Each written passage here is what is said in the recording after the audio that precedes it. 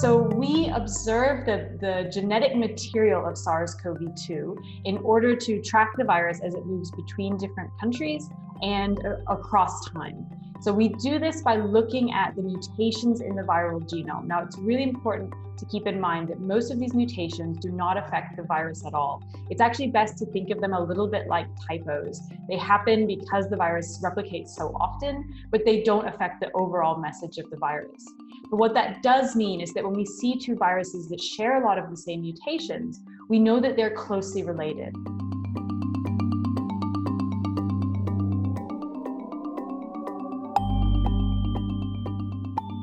What we spotted here was we were looking at our analysis of SARS-CoV-2 actually in Switzerland, here where I'm based, and I noticed a cluster of Swiss sequences that seemed to be quite intriguing. They had expanded recently in time. The more I looked into these, though, I realized this was not just some Swiss sequences, it actually involved a lot of countries in Europe. And we realized the earliest sequences came from Spain. And so this is when we realized that it was worth investigating this variant further.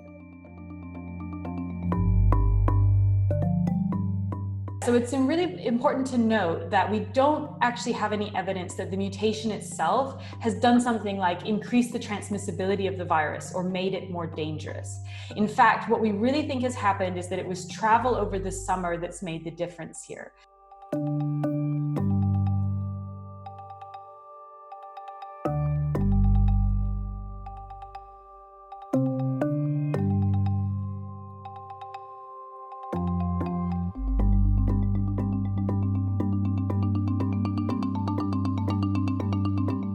It is really important to keep in mind, though, that the virus does mutate all the time. It's really normal behavior for viruses. So we do see new variants, new versions of the virus arise all the time, but most of these are just not worth tracking, not worth paying much attention to, because they're your day-to-day SARS-CoV-2 transmission that's happening everywhere.